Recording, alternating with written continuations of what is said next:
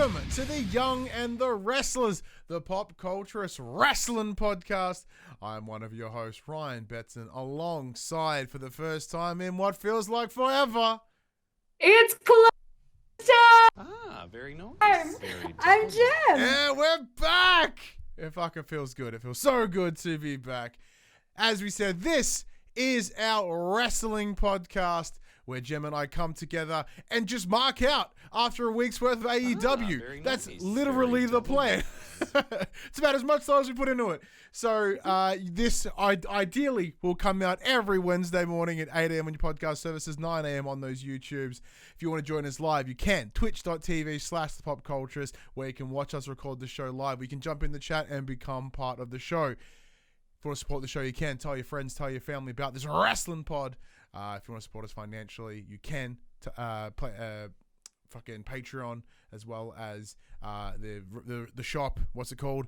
popculture.com/shop. We can buy shirts, other assorted shit with our logos on it. My momentum is all kinds of shot because as I'm doing that, in comes Jay, and they have very kindly gifted 2 subs, one to Buddy Watson, one to Smitty79. Thank you so much, Jay. Thank you. What an actual sweetheart. But yeah, no, after the longest time, we are back, and it feels so good to be back. We'll get into it. Look, if anyone's watching the video, if you've seen the updated graphics on your podcast feed, we ain't tricking you. We have changed almost everything that we do with this show. Originally, this show was designed to be a WWE-centered show because that's what Jem and I were watching at the time. We really wanted to have fun with the soap opera storytelling that WWE was doing, but we couldn't keep up with it.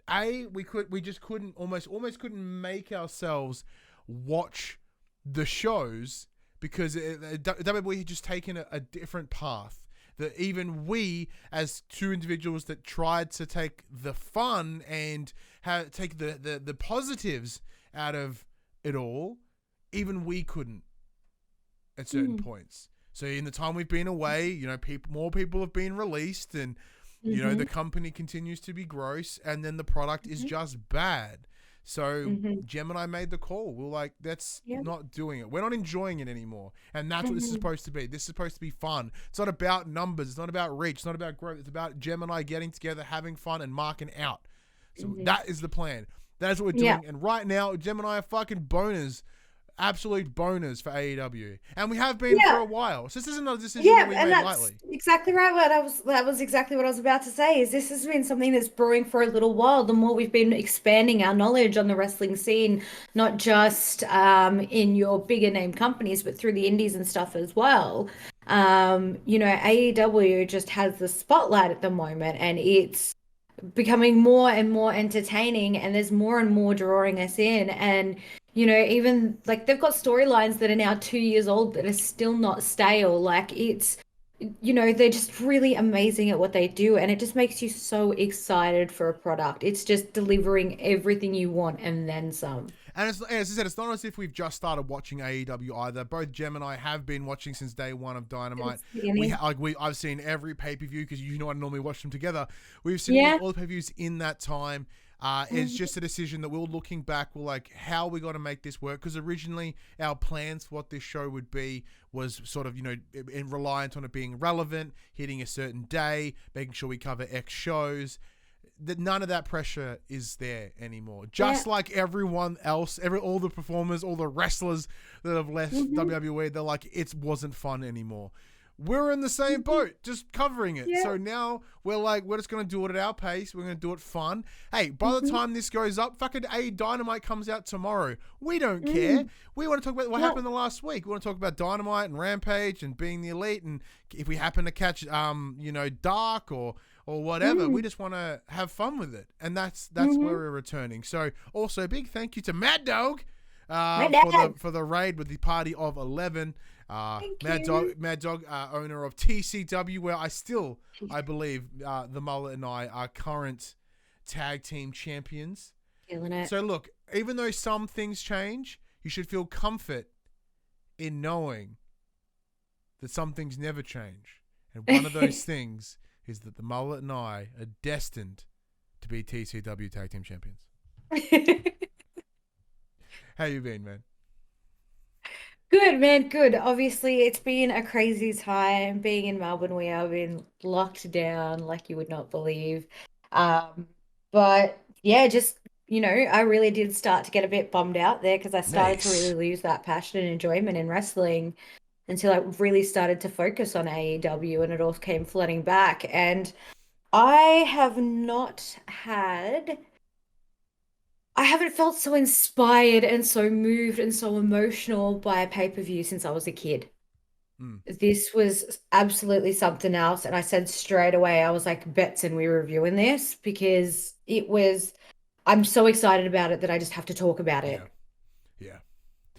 Yeah. So what we're doing today, we're going to kick things off with AEW's All Out. It took place yesterday at time of recording, it was just so we watched it here on the Discords. Oh, you're not on Discords, you're on Twitch or on podcast services. Jem and I are talking through Discord. So we're watching it on Discord with a couple of our friends through the independent wrestling scene.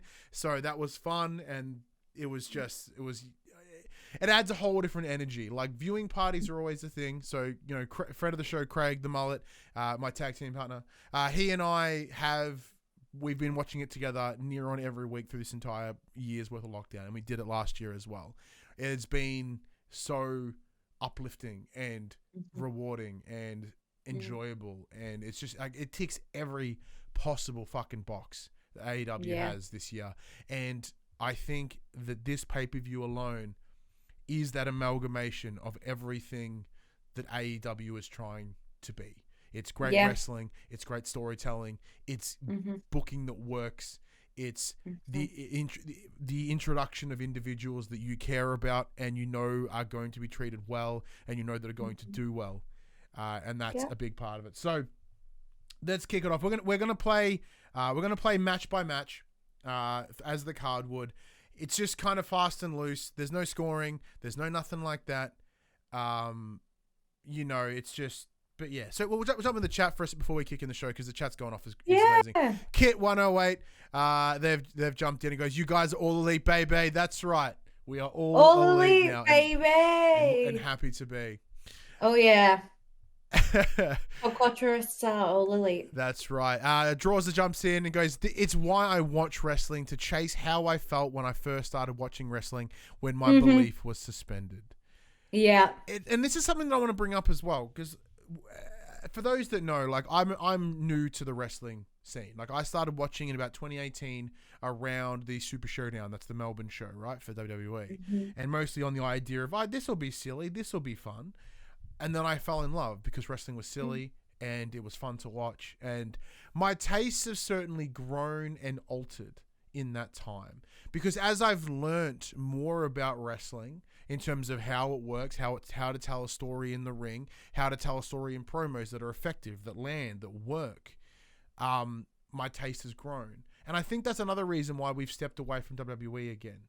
Is because it's like they're not respecting the time. Like, for those that are invested, like, I've become a pretty hard fan in the last 3 years, and it wasn't paying off. But with here, look, admittedly, I said I've been watching AEW since day one. However, I'd have to admit there were times where it wasn't hitting me because I wasn't there yet. Does that make sense? Because the way AEW tells their stories is very different to how WWE does, and it was taking me a while to get there to learn how they do their show, and I'm so glad I finally got there. Yeah, and for me, I think there was an extra incitement in it of seeing a lot of what I'm used to and wrestling from back in my day when I was all about it, and seeing me witnessing CM Punk again versus you witnessing CM Punk for the first time. It was so fascinating to be involved in that that moment and see your reaction compared to mine and that sort of stuff. It was so cool. Yeah. Buddy in the chat also adds, "I love seeing people who love wrestling, because a lot of people who watch don't, and it never has to be like that." And that's totally true. And that's what happened. We were watching, Raw and SmackDown week in, week out, almost out of obligation. And like, there were times I'd be sitting here in this room watching it and be like, the fuck am I doing? Why am I wasting my Tuesday with this? What the fuck is wrong with me? And I'm pretty sure at one point I said to you, this feels like a chore. It does. It felt like a job, and that's where it's not fun anymore. Where like, I love this, and like I love wrestling, and like wrestling has been. I've talked about how it has been a mental health thing for me. Like it's been my savior. It has been something that allows me to escape and have a really good time and just enjoy, but also get like good storytelling and good emotions and feel things and like, and then it was just making me mad. So it's doing the exact opposite of what it should be doing. So it's been so good to be able to reposition that and look at it from a different way, which is good. In the words of CM Punk, you can't heal in the place that made you sick. Yes, exactly. There's a little, there's some weird symmetry. It's very interesting. Richie 316. I'm a big fan of wrestling. I'm 21 and I was 8 when I watched for the first time, and I will never stop. Wrestling lives in me. That's amazing. Yeah, that's exactly such how a I good feel. sentence. Wrestling lives in me. Yeah, that's so good. That is a really good sentence. That's very, very cool. No, I agree with that entirely. And then Jacob Spire Willow says, think All Out was the first time I've popped off in a long time. Now, because I'm a big empathetic mark, right? So I pop at most things. Like if it gets me going, I just buzz off the energy of the room, and you know what I mean. So like it's always good. Oh, so many moments for that, especially in this show, which we will get to now. So there was the buy-in match. That was the kickoff show. So once again, our years of watching WWE has told us the kickoff shows don't matter. Fuck off, they don't matter. This is amazing. What they did is they had the Best Friends and the Jurassic Express versus the Hardy Family Office. And it was good shit, man. Like like I love Jurassic Express. Of course I love the fucking Best Friends. So I knew exactly where my heart lied here, and I was just like, this is what I want. You know what I mean? And like I even though I'm not entirely a big fan of the HFO, I feel like they're just kind of throwing people in there that don't really have anything else to go with them. It just kind of work. But I love the idea of just, Matt Hardy just buying off people to be in his faction. Yeah. Which is kind of fun. But what did you think of this? Look, I think the best part of this, like, I think, for me, it was as they were walking out and Orange Cassidy grabbed the sign that says Orange Cassidy is okay. Yes. That was just perfect. Overall, this was one hell of a match. I mean, I'm a little bit disconnected from this because much like you are, I'm not too fazed about the Hardy Family Office. But overall, like, it was one of a hell of a way to start a show. Like, I wasn't sure what I was getting into, and I was still popping at every spot that happened.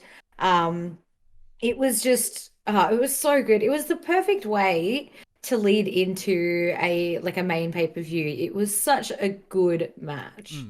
Like, so I had an idea of what I wanted to see. I wanted to see someone just get fucked up with that Thoracic Express, which is the new finisher from Jurassic Express, which is so the individual gets put on Luchasaurus's shoulders. He just throws him, just fucking, and it's brilliant. It's so good. I absolutely love it. But so of course it's essentially a heels versus faces, and the faces fucking won, and the crowd went erupted, and everyone felt happy and excited because that's the way it fucking should be.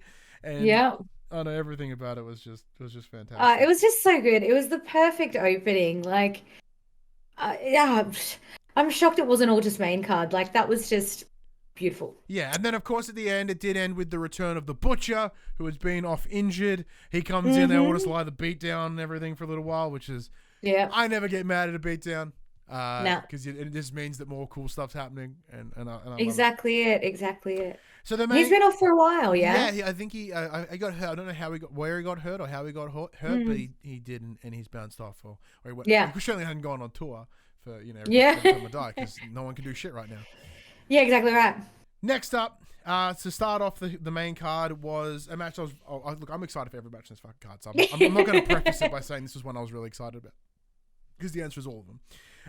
It was the AEW TNT Championship, Miro, the current champion, versus Eddie Kingston, Jam, how are you? Because once again, we're gonna have to establish where we feel about each of these performers as well. How are you about Miro? How are you about Eddie? How did that feel going into this? Look, it's tricky because I know that we're supposed to not like Miro, but I like Miro. Like, Miro's doing Miro so perfectly well, and Eddie Kingston's just Eddie Kingston. You can't not like the guy. Especially when he's got a shirt within 24 hours that says "Redeemed These Nuts" on it. But yeah, I was really torn. I think for me, it was a case of I wanted Eddie Kingston to win, but realistically, there's no way that Miro's letting go of that title anytime soon. Yeah. I'm with you. Like I'm really enjoying both of these. I enjoy Eddie more. I think he's great in the ring. He's brilliant on the mic. He's charming as fuck. And I would love nothing more for him to be having that TNT title, especially off the back of John Moxley just winning the GCW title. Yeah, I would love to see a shot of the two of them holding belts together. Like that's true. That would have just popped my little heart, you know? Yeah. So. But I am really enjoying Miro. Like, Miro the best man, I didn't really feel. But Miro the Redeemer, I do love. Yeah. I love how every promo is just literally, Jesus is a fan of me, and I like to fuck my wife. And like, that is every promo. It's beautiful because even though I see it coming, I can't complain. It's you're like anticipating it like a giddy kid. You're like, come on, it's coming, let's go. When's he gonna talk about his wife? like I understand Jesus is a fan, but what are you gonna do? Nothing sus, I swear. No, but like it was great, and this match was exceptional as well. It was hard hitting. It was mentioned in the chat, like Miro's chest was just fucking purple. Oh, he was welted. Yeah, they did those like I don't know what they're called, but like a machine gun chop. I think I have no idea what the actual expression is, but it's just like bang, bang, bang, bang, bang, bang, bang, and it just like clearly blows him up. It was it was hard, but. It went exactly as I expected. It was Miro retained. It was from a submission from memory. I believe so. But once again, Eddie Kingston didn't. No, it was by pinfall. Sorry. Oh, it was pinfall. That's right, because there was the corner spot. So the buckle cover came off at some point. The ref was busy being distracted. Really should have got the 3 count. But gave Miro enough time to get his shit together, get up. As Eddie was like, the fuck, dude? Donkey kicked in the ball bag, which I'm always a sucker for a good dick kick. And then what left to a series of boots to the face to a pinfall. So part of me thinks we're getting this again. Part of me hopes we get to see this again. I don't know when, because thankfully, unlike the other promotion, they make it worth it. They hold that shit. We ain't gonna see a rematch on Dynamite or Rampage. It'll take some time, but we'll see it, and it'll fucking be worth it, and it'll pay off. Which is what I'm excited for. And Kit in the chat says the nuts redeemed. The nuts were redeemed. Yeah. Those nuts certainly were redeemed. But what will happen? And it's the exact same. So for those that don't know, I also appeared on a friend of our show, Radio Watson, to review all AEW's All Out as well. And by the end of that show, I had ran out of adjectives on how to explain how happy and good all these matches were. And I'm feeling going to do the same thing here. Like, there's only so many ways I can say I loved it. There's only so many ways I can say it was good. There's only so many ways I can say it's amazing. So expect some repetition in that sense. But no, it was absolutely dope. I just enjoyed myself all the way through it. And of course, speaking of redeeming, the Mullet Show comes in, redeems a tier 1 sub for his 42nd month in a row with just redeemed these nuts. Wow. An absolute redeem these nuts. Next up was John Moxley versus Satoshi Kojima, an individual that I am not aware of. So it's an NJPW talent. So someone that Moxley kind of wanted to fight but didn't want to fight. I don't know. I have no history with this guy. The only problem that I had is when I hear Kojima, I think of Hideo Kojima. I'm like, that's a match that I'd want to see. I'd see the fuck out of that match. Yeah, you know what I mean? So obviously this dude is a dude, and he's someone of note in New Japan. But to me, average, and you could tell because there was a very mixed reaction in the crowd. Some are like shitting themselves, where some are just yeah, man, like you're really excited and that's what counts. Mm. You know? Yeah. But it was a dope match regardless. Sure was. Yeah, I don't know. I don't know. Yeah, it's tough when you're It was not a real like, odd one. Like, it was a hell of a match, don't get me wrong, and I absolutely popped watching the entire thing. But there was really nothing for me going into this one either. It was a bit like, oh. But having Minoru Suzuki, was it? That came out? Minoru Suzuki came out. So Moxie's going from fighting video game developers to fucking small cars. It's whatever Mox needs to do to get that fucking intensity. Adrenaline rush. He needs, like, obviously he's needing the adrenaline rush. He's fucking rocking up at GCW, kicking Matt Cardona in the fucking face, taking his title, and now he's like, I need to fight small vehicles now. Like that's the next step. Yeah, no, it's awesome. Especially like, I think for me, I was very much like, even though I didn't know too much of what was going on, watching the crowd pop made me pop. So I was a very like you, very empathetic about it. So I was like, they're going mad, and I'm like, yeah. Like, I'm excited that you're excited. Go sports. Yeah, woo, team. Yeah. But next that up, chick hair with broccoli. Next up on the card was the AEW Women's Championship. Dr. Britt Baker, DMD, versus Chris Statlander. Holy hell.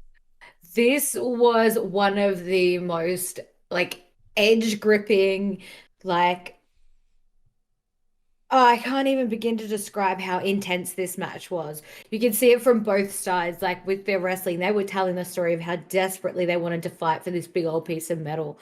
And it was phenomenal because no matter what Britt Baker had in her back pocket, Chris Statlander was just, she was straight on top of it, like couldn't get past her. It was amazing, and I had at no stage at all did I have any idea who was going to take it. It was 50-50 the entire way, and it was phenomenal. It is a must watch. There is a reason that the AEW women's division it's so good. It's getting so much pinnacle. Better. Yeah. Like the division is getting so much better. Like, yeah, they had a really rocky start, but they are certainly getting there now, which is great. So I'm with you. I've obviously, look, fucking every match on this card was fantastic. So I really enjoyed this. As I've said in Radio Watson as well, like from a personal level and a professional level, I fucking love Chris Statlander. I look at her and I'm like, I love you. And then when she gets in the ring and starts wrestling, and I'm like, oh, I love you. Like everything about her character, the way she works in the ring, it just ticks all these boxes for me. And definitely. I'm just enamored with her, right? And then of course Britt Baker, like I'm a fan of now. I didn't really feel it at the start, but once that whole role model stuff kicked in and that real transition into the character that she is now is just fantastic. Yeah, amazing. Like it's just hitting everything. And then the boop is fantastic, and then stop booping yourself, where it turns it around and get Brit. That was great. And in here there was a lot of good like reversals. I'm a bit of a sucker for when it comes to like reversals. So there were great ways that Brit was able to transition from something into the lockjaw once she started making that.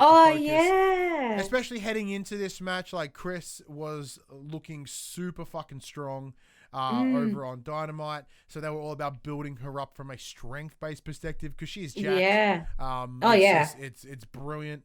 So having it come in here, and there were moments where like I was confident the Brits wasn't losing it. Like she's not there. Like she's not there yet. She's not losing it. I do see it down the line, but it ain't there. Yeah. So it was fine by me. However, there were moments where I was like, oh, fucking Statlander might take it. Yeah. And that's what I love, because there are moments when like that disbelief is gone. Like, in terms of a predictive card, there are a lot of the results were predictable here, but that is not a bad thing. Like there is predictable, like this is the way it should go. So I think, but they had you guessing. But there's also like the bad predictable, which is like I know it's gonna go. Why would I watch? Why would I care?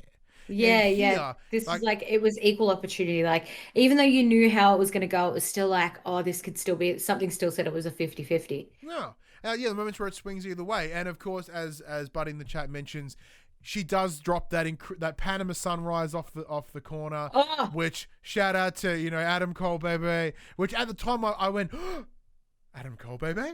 And then I yeah. forgot. And then I kind of went, Yeah. and then I forgot because I was distracted by everything else again. Yeah, because we all said it too. We're like, oh yeah, Adam Cole. Yeah. Yeah, it's almost like I have this sweet ADHD brain that just forgets things. Because I was like, oh, Adam Cole, baby. And then I got distracted by something else. But yeah, so that was beautiful. But of course, it said she did and finish. She did retain, but it was at no point did Statlander look fucking bad. If anything, it made me really, really excited for her to get away back. Yeah, that's what I call about it. Like that's what's called a strong finish. Yeah. Like even though Statlander lost, like she lost looking like a beast. Yeah. Next up, what I think may in fact be the best match of the night. The AEW Tag Team Championship, the Young Bucks, the Lucha Brothers, Steel Cage. Holy hell. Yeah. Wow. See, I have such a soft spot for Lucha Brothers, right? I don't know what it is. Whether it's because they look fucking cool, whether it's because they wrestle like champions. I don't know what it is. The Bucks hit and miss on me sometimes, right? Like there are times when like there's spot festy things when it gets a little too synchronized. I'm like, this isn't kind of what I want. However, this is what I want. This is the Bucks that I want to see because they were brilliant. The Lucha Brothers, absolutely brilliant. Like everything about this was fantastic. Now, like because the one thing they kept referring to in the show was the ladder match from All Out last year. Yes. Exceptional. Yeah. This, like, I don't know what it is, but they seem to just connect. Yeah. Yeah. Like there is such a... They got real good chemistry. Yeah, there's a fluidity, there's a chemistry, there is just a connection between the two teams that, like, I don't know. I can't explain it. Yeah. Like, because I am not smart enough and understanding of the business enough to know that. I just look at that and go, this just works. And this is just front to back awesome. Yeah. Nice. Yeah. And it was telling the same story in a different way, and just the way they went about it as well, because you could tell that the Young Bucks weren't there just to retain their titles. They were there to destroy the Lucha Brothers, like to the point where they literally destroyed their masks. They didn't just try and take their mask off their face. They tore them open. Like they were literally there to destroy them. At one point they ended up with a shoe with thumbtacks all over the bottom of it. Pointy.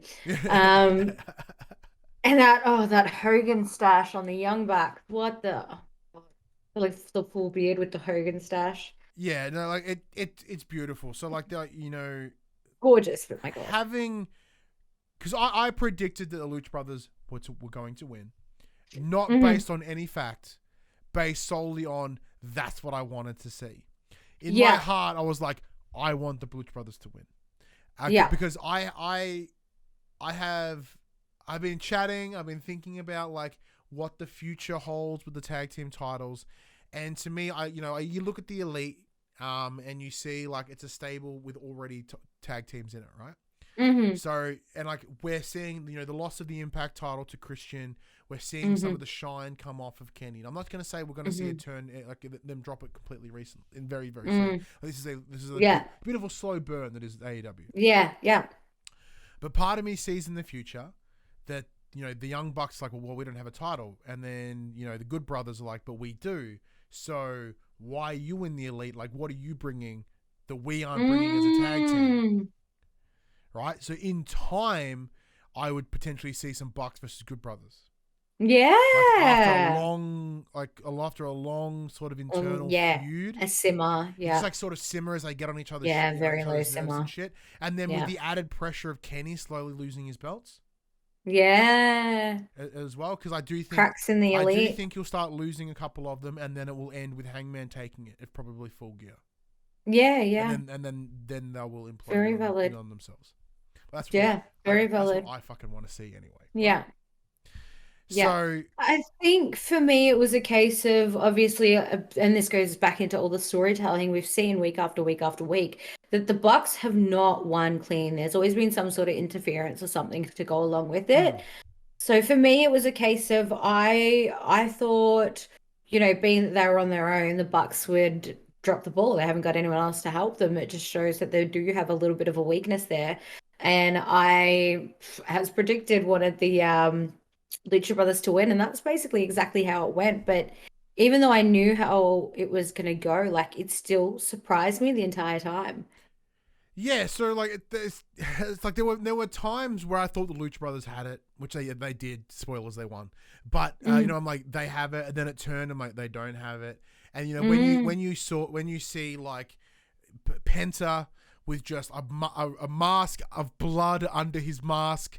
Like, I don't know where you got cut up, but this is fucking fantastic. Yeah, exactly right. And then Phoenix is getting pretty beat up. The mask got ripped, and of course then the Jordan comes in with the pins. Which is apparently a throwback to a match with Candice LeRae from years ago, which I fucking need to see.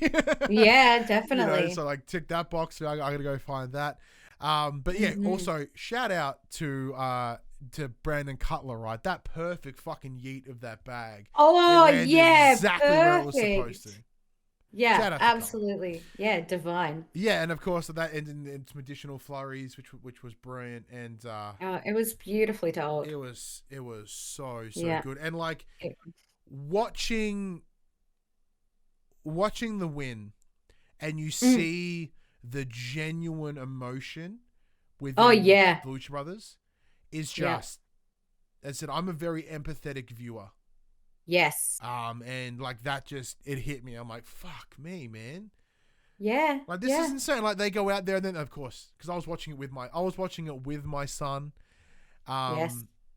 Because he's off kinder right now because of the world climate as it is. He's not going to kinder. Yes. So he came in with me, and we're watching it as you know, and he was running commentary in his version of it in terms of who's the man in the red pants, who has the gold mask. I want the red pants to win, but they're the bad guy. I want the gold mask. I don't want the bad guy to win. I want the good guy. I want the gold mask. Yeah. So we're sitting there bullshitting, and then like of course when they get out of the ring and they hug. They hug the family, and then it's like, and then of course, because Prince is covered in fucking blood, hugs his kids. Kids are now covered in blood. I'm like, I don't know why that makes me feel things. Yeah, I was feeling things too. I was leaking from the eye sockets. And they make the way up, and they do the big, arms in the air. And they do the scrum afterwards. You just see them talking about how much it means to them, and they said whether it be one of the things they discussed, like how good the Young Bucks are as people, as competitors, and that whether it be in a year from now, 2 years from now, whenever Tony Khan will let them, they will do a hair versus mask match. Oh, that would be amazing. Yeah, like I don't know about you, like I got instantly drooling. Definitely. Because like I don't even want to just see the build up to that moment. You know what I'm saying? Oh my god, can you imagine? Oh, it'd be so fucking good, so amazing, goddamn good. All right, Hannah, amazing. No, that was a phenomenal. It's definitely one of those pay-per-views that you absolutely have to watch. You have to. Yeah. It's a must see. Then it was followed up by the Casino Battle Royal. This is for the Battle Royale. Battle Royale. For the women's. So what was it? 25? Number one contendership for the women's championship. Yeah, exactly right. Yeah, so the card set up. Whoever wins gets a shot at the title. It was rad. So this pretty much had everyone that you've ever considered, everyone that you needed in the AEW roster, women's roster. Like you name it, they're probably there. The only person that wasn't was Julia Hart, who got switched out for Sky Blue, which is a local talent. So like when she came out, everyone just fucking erupted because she's from Chicago, and everyone's got boners in Chicago for Chicago people. It was great. So like I had Thunder Rosa predicted to take the win here, mostly because selfishly I want to see Thunder Rosa versus Britt Baker 2, but for a title. Yeah. Like after that lights out match where they just beat the piss out of each other and it bled everywhere. Yeah. I'm like, can I get more of that, please? Yeah, thanks. And like, seriously, that's selfishly because the story's like right there. Because like that won't happen until Britt is ready to drop the title. Yeah. But she's not ready to drop the title yet. No. Like I kind of was ballsy on my call. But but still, it made sense. So everyone sort of came in. Like Jade Cargill came in, which is sort of being strong and just threw like 4 people over the top. Just like hurt yeet, cool. Yeah, hurt yeet, cool. I'm not a big fan of her, but I understand what they're trying to do with her. What I loved about this though, and this is what good battle royal storytelling should be, is that everyone, like the continuation of stories were there. Everyone had the same objective, but they still were able to continue the stories, the feuds that were going outside of the royal into it, right? So we're seeing like Anna Jay and Ty Conti teaming up again, but Ty Conti also kicking out Penelope Ford.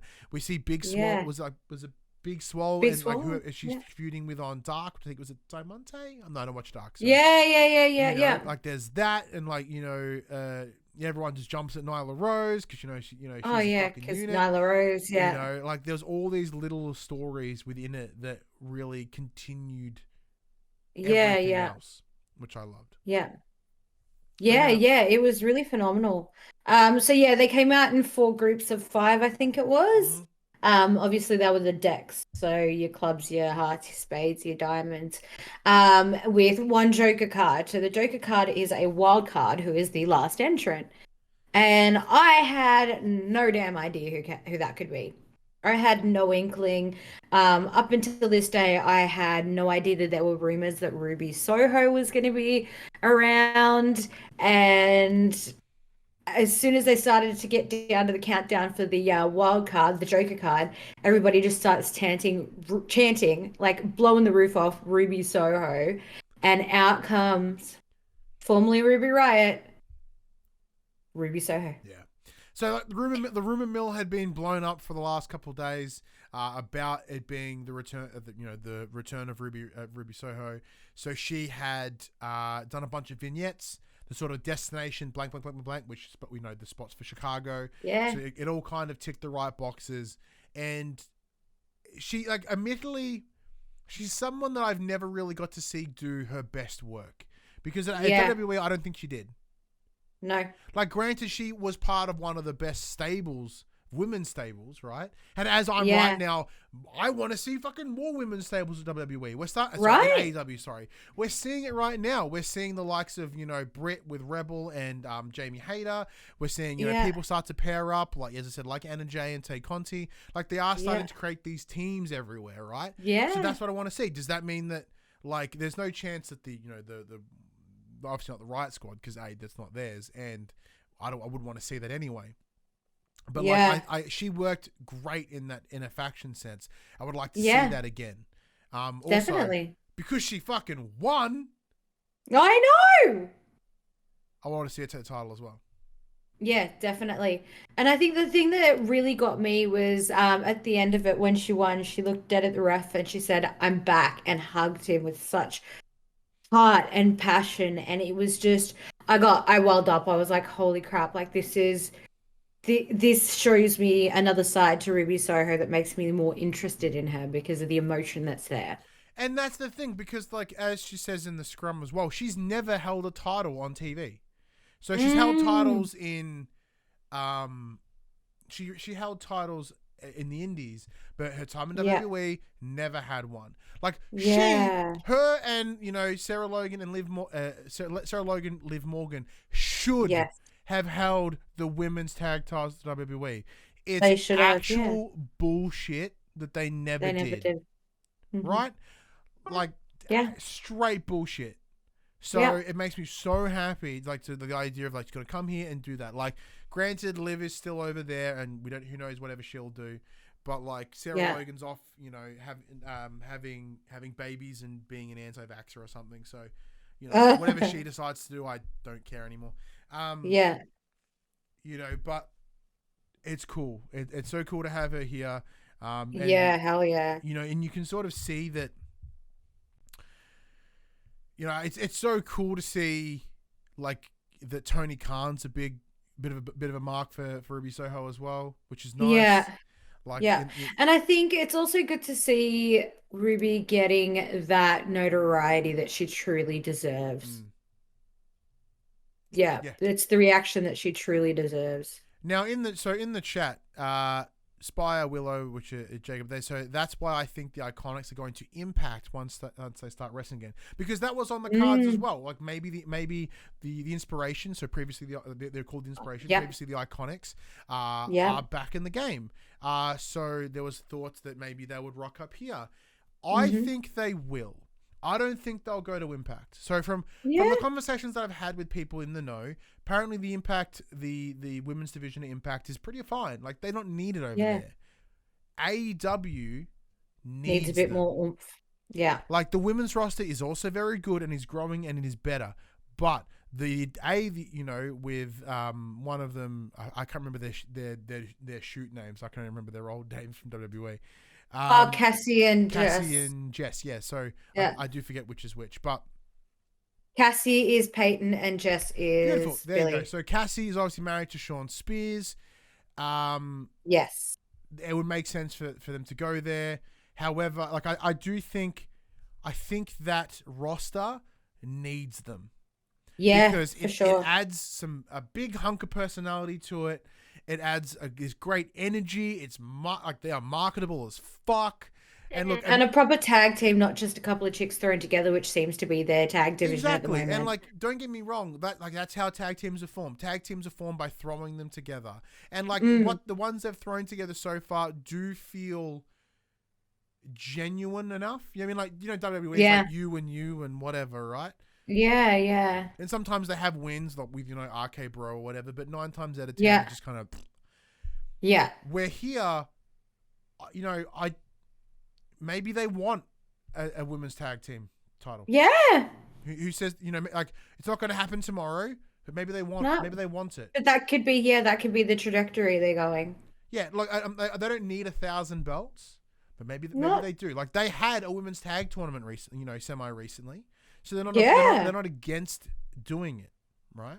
Yeah, they must be teasing something. Yeah. Now, additionally, on a complete side note, by the way, I would still argue that AEW needs to start doing no gender wrestling. That's what I fucking want to see. Because as these stables grow, especially we'll get to shortly, especially with the introduction of Adam Cole, baby, like, does that mean Britt Baker's going to kick to the Elite somehow? Yeah, and that's what I was thinking. Like, will that make her the first female member of the Elite? Then they create this dope stable, and then that allows for, like, when you look over other teams like the Butcher, the Blade, and the Bunny, like, they're a stable of men and women, or you look over all these different places. Yeah. And these mixed, mixed gendered stables. I want to see that shit. Yeah, hell yeah. You know what I mean? Like I said, I have been, and then of course the Dark Order have Anna Jay as well. There's another one as well. Like I have been spoilt by local independent wrestling, by our friends at DMDU, about how fucking awesome no gender wrestling can be. Oh yeah. And for me, that's storytelling. Like you complete, as I've said it here on the show before when we reviewed their shows, it opens the door to incredible stories. It opens like when it has to be this one lane, you're restricted. If you open that lane up, it can be anywhere. Yeah. And it doesn't have to be for belts. It can just be added to the story. Yeah. Like, mind you, like, I want to see fucking anyone punch anyone. You know what I mean? Like, I said, and a lot of them have come up on the indies. Like, there are matches that I've seen recently, Statlander versus Orange Cassidy on the indies, and it was awesome. I've seen MJF versus, she used to wear the big bow, and then she left, and now she's back. Smiley Kylie? Kylie Ray. You know what I mean? Like, that's good wrestling. As Kit in the chat says, that's good wrestling. That's what I want to see. Yeah. You know what I mean? Yeah. And Impact just had Chelsea Green in a tag match against 2 dudes. Yeah. Yeah. That's good shit. Yeah, that's where it's at. So that's what I would like to see down the line, but they're going to take a little while to get there. If this is a stepping stone to get there, fantastic. Right? Yeah. Absolutely hell fantastic. Yeah. For sure. But yeah, so cool to see Ruby Soho get the win there. Next up, yeah. MJF versus Chris Jericho in a match that should have, like, the stipulation was that if Chris Jericho lost, he must retire from in-ring wrestling at AEW. I was convinced that this was the downfall of the greatest.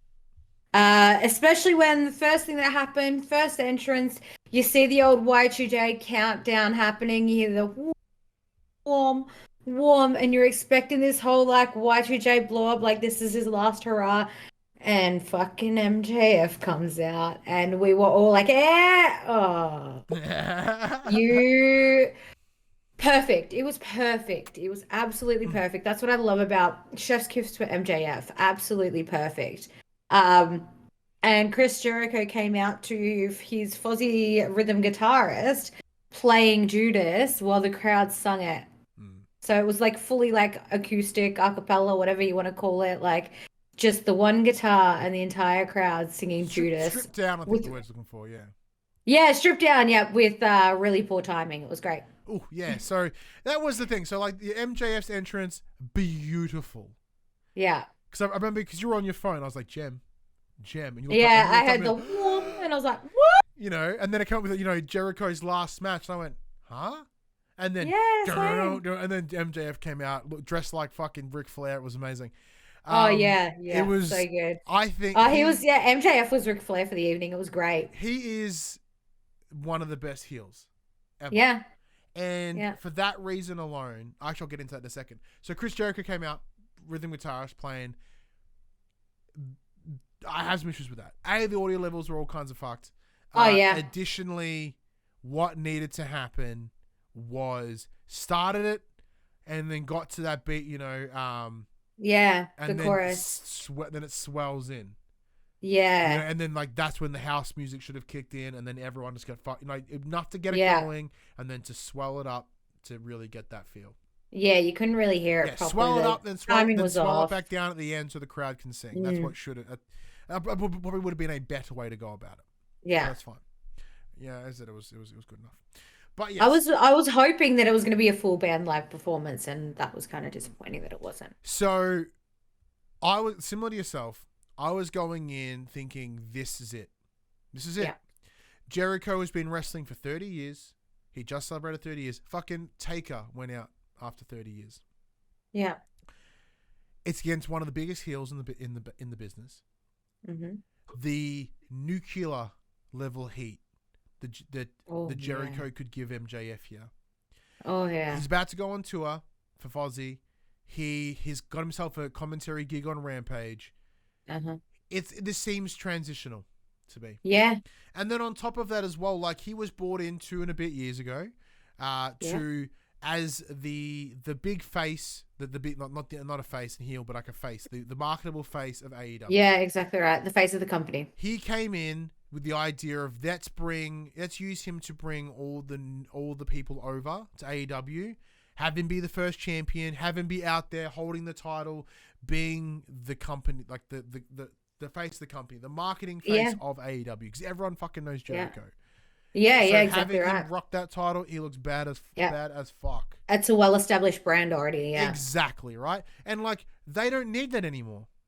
What Jericho was brought in for is no longer needed. Not that Jericho's not needed anymore. He's done his job successfully. Exactly. He delivered exactly what he needed to do. And to me, this felt like just the right time. Everything lined up nicely. It's a great end of a feud against one of the best heels in the business.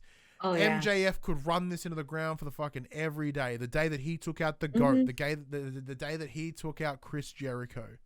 Yeah. And that would propel him into wherever he needed to go.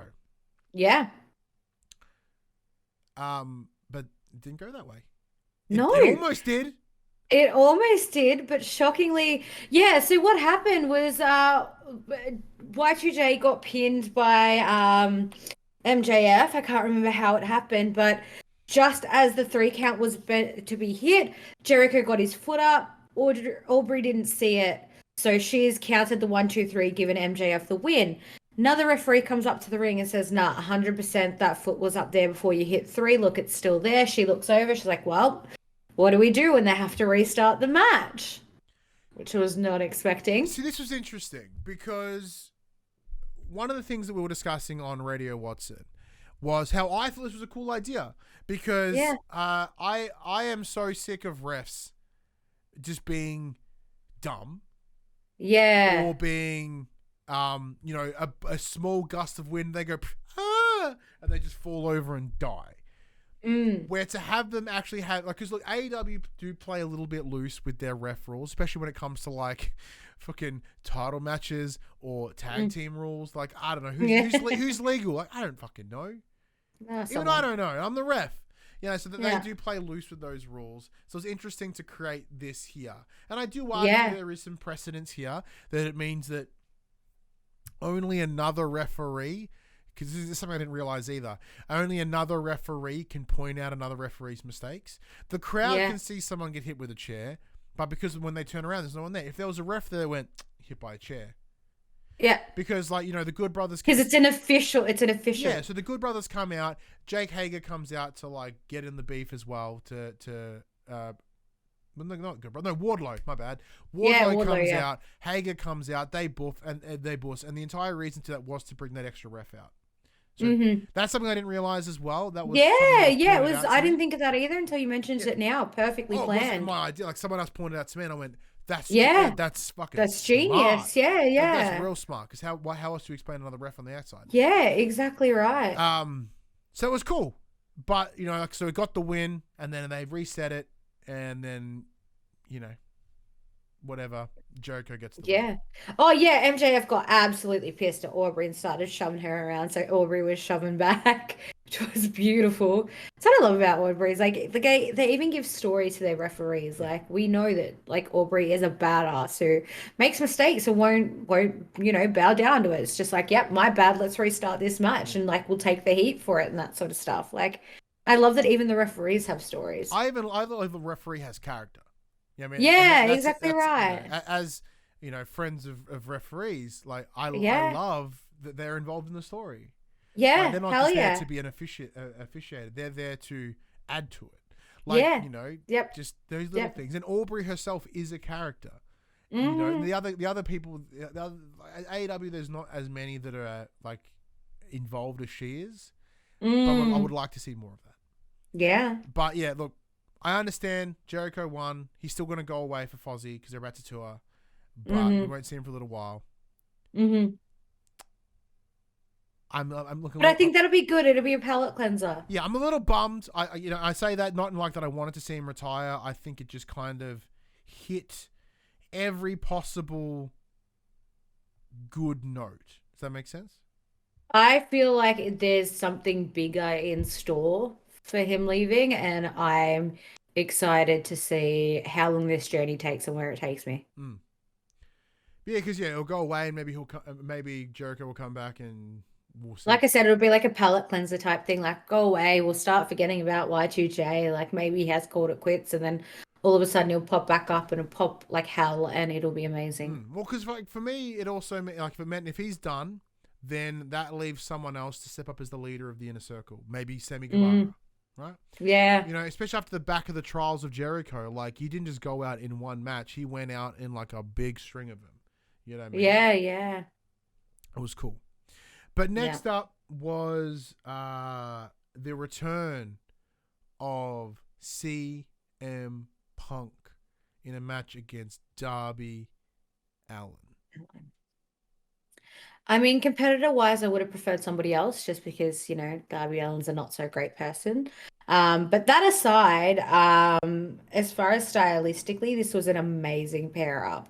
Especially because, Darby's very fast. Darby's very, just very, very good on the cardio, very speedy, very high-fly, very, all that sort of stuff, which Punk used to be good at, but it's been 7 years. So I was like, how much ring rust is Punk going to have? How, how is he going to take to, the young guns and that sort of stuff? And, he held up so friggin' well. I think the most controversial thing about the entire match was that he was wearing full length pants instead of just his little shorts.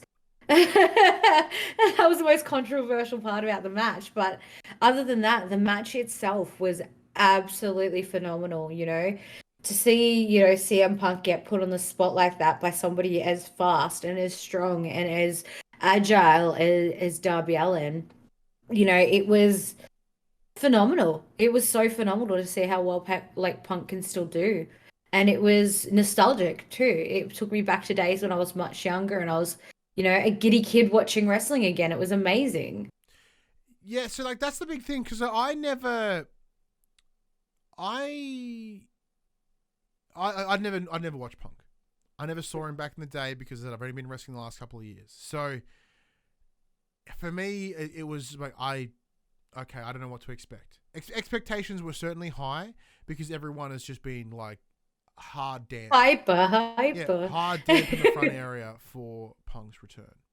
Yeah. And when it started off kind of slow, I was like, oh, okay, well, all right, well, let's see where this goes. I'm not feeling the intensity right now, but that's all right. We'll see. And then very quickly I came to realize, like, okay, I see where they're going with this.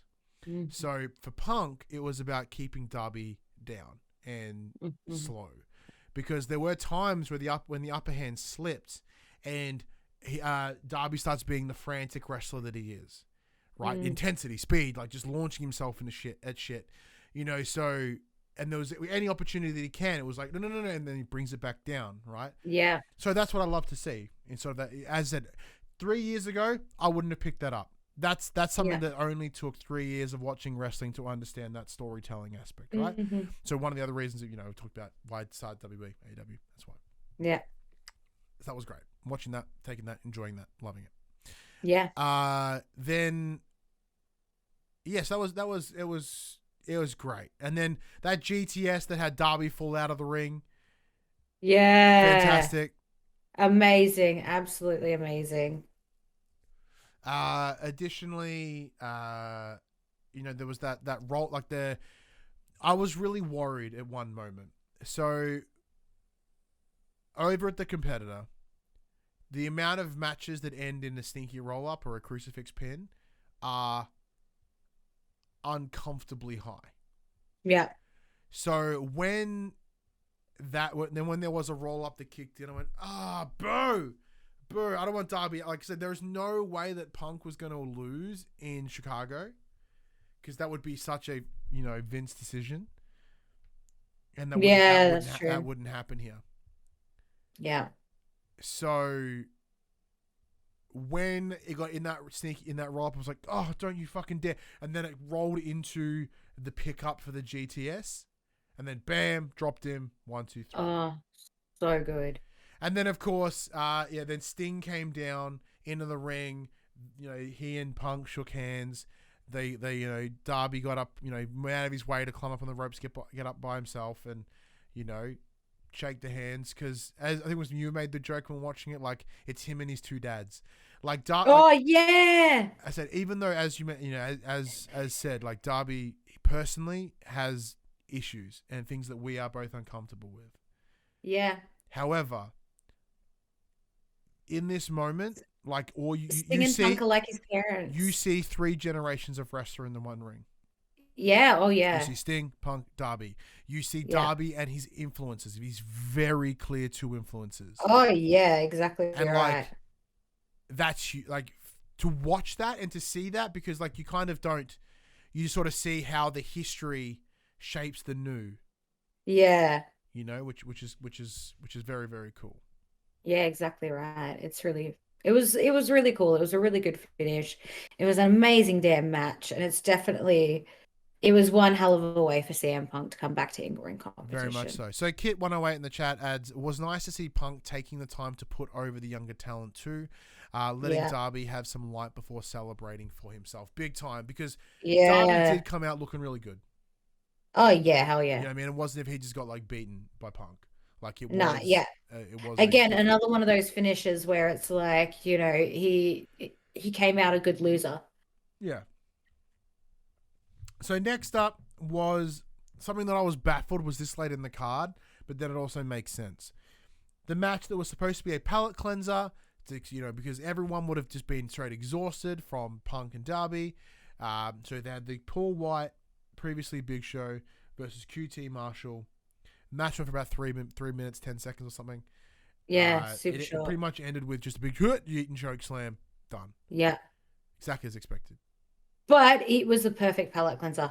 It was. It was a perfect, like they knew that was their spot, and they made that spot perfect for what it was. It really was. Like, even though it was the palate cleanser, like it really did, like it didn't make me bored. It made me calm and ready for what was going to happen next. Yeah, so having a nice drink, and then you have a little bit of a wafer to refresh really bland to refresh the palate. So then when you come to the end, you go, that's fucking damn good main event. Yeah, exactly right. Savoring it. Speaking of main event, Kenny Omega versus Christian Cage for the AEW World Championship. This was something else. Yeah. So, once again, the long as I've been watching, Christian Cage has not been around. He was off super injured. Something I also forgot while watching this, that he couldn't wrestle for a while because he was injured. Because I'm watching him just getting dropped on his head and neck constantly. Yeah. So I straight forgot that he had been injured. And then Kenny Omega I've watched intently over the last 2 years of Dynamite. Oh yeah. Oh, excuse me. Like, it was great. Yeah. So I honestly really had no expectation around Cage's involvement here, or how Cage. I had a feeling Cage could go, but I didn't know how well he could go. If that makes sense. Yeah, especially with his history recently. But in saying that, like he at the time was currently undefeated in AEW. He was, and having won the, because we kind of did see this match on Rampage when he won the Impact title, but they really took it and added more to it and went up a bit more oomph with it, which I really like as well. So it wasn't as if it wasn't a repeat of that same match. They did take it to different places. It was very obvious the stakes were higher in this match. Yeah. And then, of course, Don Callis was ringside, dressed like a fucking labia. And then they're pulling tables out, and which once again, the blurred lines of what, because what I appreciate is commentary like, well, there's no way they're gonna call a DQ match on a fucking world title, like. Yeah. You know what I mean? Like so I understand, like they are hard, they are a bit loose when it comes to those rules. Like that should be a DQ, but Kenny didn't set it up. He did set up, but he didn't see it. Like Don Callis was setting it up with him, whatever, right? Yeah. And there was then what essentially happened was a huge spear from the apron onto the table. The way that Christian Cage landed on it, the leg just broke. Leg and hipped it right in like the rib cage. That looked exceptionally painful. Oh, excruciating. Yeah, he welted up straight away, bright red. Ugh. Like it was just that, like right in that section between your hip and your rib cage is like that real soft, squishy part. Yeah. Well, for me, it's soft and squishy. For Christian Cage, I'm sure it's all hard and wonderful. Yeah. It's one way to describe it. Yeah, sure is. But it did end with Christian Cage taking the L. Yes. Kenny Omega retaining, as to be expected, but it certainly wasn't bad. It was brilliant. No, brilliant. And this is where, like I said, this is where it gets one of the best parts, right? So we're watching this, going, hearing the rumors, Bryan Danielson was going to come back. But like, shit, where is he going to come out? Like, I kind of thought he would have come out earlier. So I'm like, well, maybe they're not doing the big reveal. Maybe they are holding it to New York as they originally planned. Yeah. So then Kenny gets up, grabs the mic, starts cutting this promo. And once again, everyone that's watching this knows this. I'm just retelling it for the sake of fun storytelling. Yeah. He gets in the ring and he grabs the mic and he's like, as I said, we're hearing the best in the world best in the world this, best in the world that. No one is on my level. Anyone that is on my level isn't here. They are already retired or they are dead. Cut to black. Now, my brain, because once again, not having watched any like BTE stuff prior to that, I was aware of the Adam Cole dying thing. Yeah. And we know that like he's technically was a free agent because he got a handshake agreement with WWE. But the rumor mill was so blurred on whether he was staying or going. Yeah. But the second that music kicked in, holy fuck, did all of us in that Discord call just explode. Lost it. It Absolutely was lost it. so good. Mm-hmm. Like, the music slaps. I've been listening to it all day. Like, it's living rent free in my head. You know, 'cause it is reminiscent of his Undisputed Era music, but it's also got that cool Rage Against the Machine energy, which the Undisputed Era theme has. You know, so like it hit all those boxes. He came out. You know, he's looking great. I was so confused because I was like, oh my God, this is going to go any way. Like, he could be here for any number of reasons. Because I was expecting someone like, you know, Daniel Bryan to come out, because they were Kenny's little crew had decided to start attacking, like, who was out there? There Christian was and Lucha Brothers Christian, came out. Lucha Brothers, Jungle Boy, the Best Friends. And I was like, this can go. Yeah, I was like, oh crap, this is gonna go any way. Like, and when Adam Cole came out, I was like, well, interesting. Like, first of all, he got the biggest eruption with his Adam Cole. Oh man, I've watched it a handful of times because huge. That swell and like that just, you know, hearing that, it's just unmeasured. Absolutely something else. So what I love about sorry, go ahead. Yeah, no. Yeah, it was just absolutely phenomenal. And then to see him sort of come face to face with Kenny Omega, Kenny looking shocked as hell, to just turn around and super kicks Jungle Boy. And I was like, oh no! And this makes so much sense now. It was great because, like, you know, I was talking about in Radio Watson as well. Like, we were all like, we love Jungle Boy. We're all like, yeah, fuck you, Jungle Boy. Yeah, woo, Adam Cole, baby. And it's like, we all had a turn. Yeah. Which was great. Yeah. So what they've done is, they've brought that back. They had they got the Elite. They had that great moment of him going and then getting smooched in all different directions. Oh yeah, exactly. Yeah. It was so good to see them because, like, in addition to that, like, he comes out wearing gold, white, and black Jordans. So that should have been a giveaway because their love for Jordans at the moment, you know. And he's like, shout out because he's still wearing the black, you know, the same coloring as AEW, same as his, you know, NXT stuff. So like the imagery is lovely. T-shirt says "All Elite, baby." I'm All Elite, baby. Yeah, it's beautiful. And I want that shirt, and I'm gonna buy it. Yeah, I'll probably buy it after this. Because I did buy more shirts when the sale was on. Because of course this came up after the sale. Of course it is. You know, I have an issue. I have a problem. You have a hobby. There's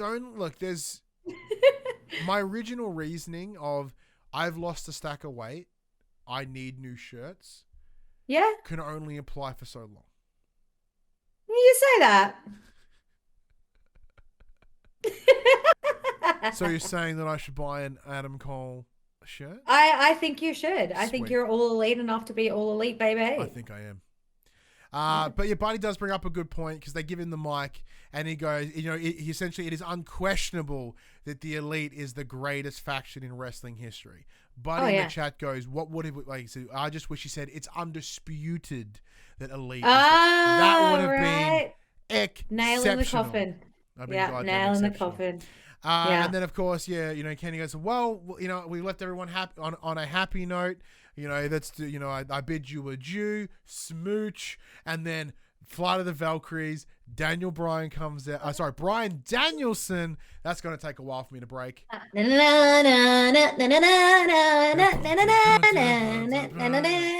all remixed. It's the American Dragon, Bryan Danielson. He's looking so good. He looks so much happier. He looks so healthy. Much better. I was watching a thing too backstage where, you know, you could see the happiness in his face, and Tony Khan got a laugh out of it as well. They were backstage doing their little press conference thing, And, Brian Danielson goes, Punk's here like, oh, I can't wait to like mentor and like hang out and like put up these new guys. And I'm just like, I can't wait to kick their asses. I'm here to kick their fucking heads in. Yeah, you know what I mean? Like, Yeah, it was so good. But what I loved is, Brian came in, slid in the ring, and like they all started splitting off. And then everybody ran. Like, the amount of fucking kicks that one of the Jacksons, I think it might have been Nick. Like, they had such an intensity that I never saw at WWE. Yeah, the yes kicks or whatever, they just didn't hit as hard. And the intensity for Adam Cole, the crowd gave it to Bryan Danielson as well. Like, it's just one after the other, like endless pops. It was just so good. Yeah. And then, of course, it ends with them separated, and then, the Elite heading up the ramp, the others in the middle, and then end of credits, and that was AEW's All Out. Amazing. Honestly, I can honestly say this was one of the best pay-per-views I have ever watched. It was amazing. I completely agree. This is by far, unquestionably, it is undisputed, buddy. Undisputed. That this is the best pay-per-view that AEW have ever done. Mm-hmm. To, like the way I see this, right? This, I think like I said, once again, being the big fucking emotional mess that I am. Mm-hmm.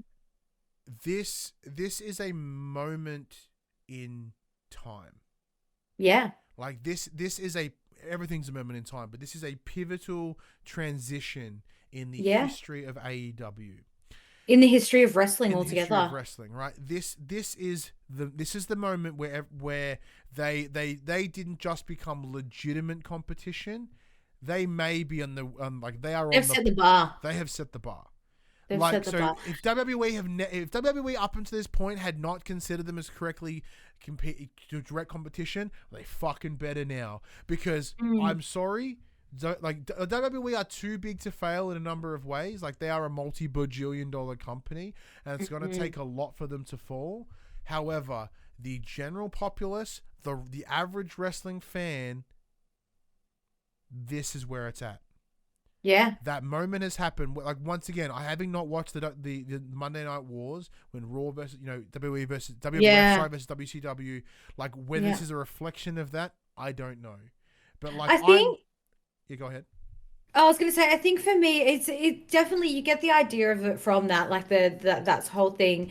But for me, it feels more like with AEW, instead of being competitive with it and having like the Monday Night Wars, they're like, instead of being my competition, be my ally, which gives them so much more expanse with like TNA and Japan and New Japan and things like that. It really opens them up to not only a wealth of talent, but so many long-term opportunities, instead of just digging themselves their little hole with their franchise, And that's what Kit in the chat says. They've added there is no competition because it's a whole other league. And it totally is. And you said the fact they're willing to open that forbidden door, as they call it, to allow these other companies to come together, because rather than bring everybody else down, it's bring everybody up. Let's make like, I wasn't watching wrestling in the early 2000s when the Attitude Era, when it was it was a phenomenon. Oh yeah, huge. I've never seen it. As long as I've been aware of wrestling or watched wrestling, like, it has been something that most people have been afraid to say they love. Yeah. Right? PG era. But now it feels like it's becoming that time where wrestling is just seeping into everything. Like, I got a message from Max, the co-host of the PlayStation podcast that we do. He's like, I'm watching this stream that I do, and fucking Kip Sabian rocked up. Why the fuck are your wrestlers everywhere? Yeah, I mean, like, that moment is happening, and I think this could be the beginning of that cultural shift again. Yeah, definitely. Like, as I said, in terms of that war, or the Wednesday Night War or whatever, that war is done. That war has been very much won. Yeah, exactly. Like, right. so much so that WWE almost just shot themselves in the face with the rebranding of NXT. Like, well, we can't beat them, so let's just fucking kill it, I guess. Yeah, if we can't beat them, be them. Yeah, if we can't beat them, drown it. Like, that's kind of what their plan has been. Yeah.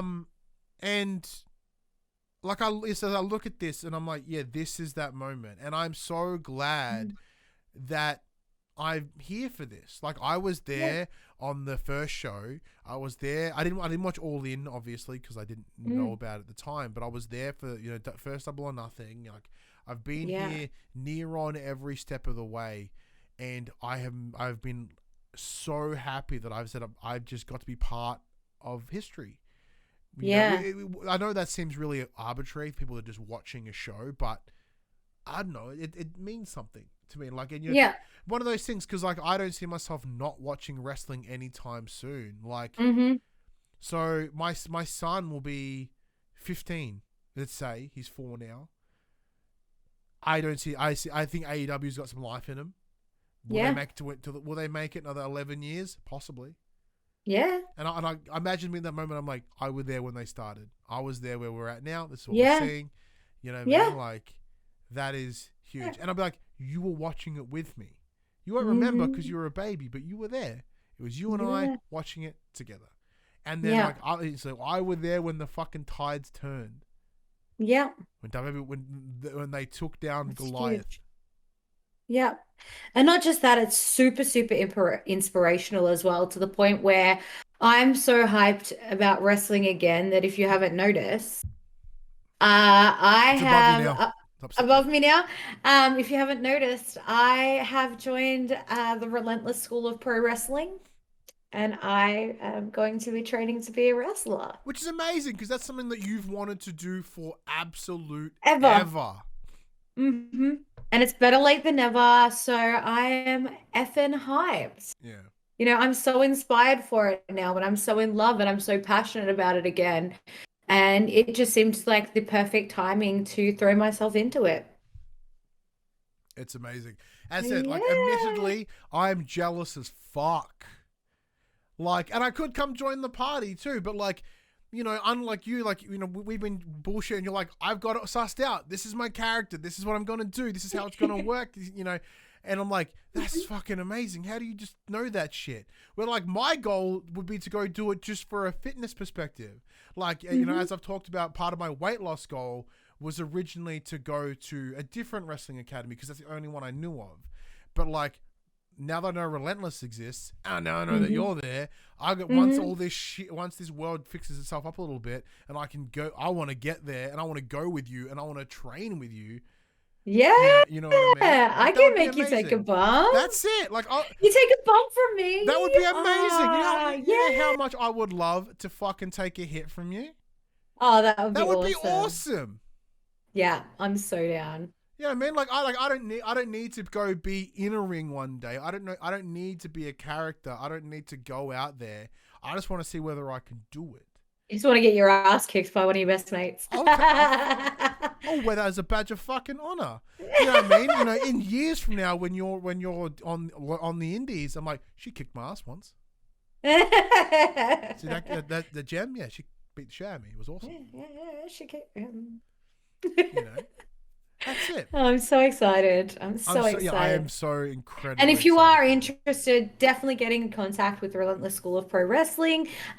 Jake, Josh, and Phil are phenomenal. They know, like, nothing is taboo. They will give you everything from a training routine to a dietary routine. They are phenomenal. And if you are interested in getting into that, I definitely very highly recommend that. Yeah. Jim. Gem the Wrestler. Gem the Wrestler. What an fucking exciting time. I know. Well, there we go. That's it. We're back, ladies and gentlemen. Just like CM Punk. No one was as excited as everyone was. No one's going to be fucking screaming the Young and the Wrestlers in a fucking sold out arena. No. Like, we're just very happy that like a handful of people were like, sweet, and then came back. Yeah. We're very, very happy to be elite. Yeah, once again, I said we've wanted to be all elite for a while. We just didn't know how to make it happen because of the structure of the show that we were doing before. And then we're like, fuck that structure. Let's have fun. And that's what tonight has been. Tonight has been fun again. It has. It really has. You know, just getting fucking marking out. Reliving those feelings, getting all that giddiness again, and beautiful. Yeah, I was buzzing all day. I overbuzzed so hard, I took a fucking nap. Yeah, same. I took an accidental nap on the couch, and then I stood up, And then I got hyped again because I remember what I saw. And then I watched it again. I watched like some of the clips again. I'm like, woo! And then I was instantly back into it again. Like, oh yeah, it was so good. It's one of those ones you'll always go back and rewatch too. Yeah. Excuse me, I just fucking choke on my own spit. Oh no. That has been the Young and the Wrestlers AEW All Out review, chat, discussion, whatever the fuck it wants to be. Hyper. This show will come at you every Wednesday morning at 8 a.m. on your podcast services, 9 a.m. on those YouTubes. If you want to join that wrestling conversation, you can. Twitter, Facebook, Discord, Instagram, all those links are in the down below area. Our Twitter handles are above our heads. If you want to support the show, you can. Tell your friends, tell your family about this wrestling pod.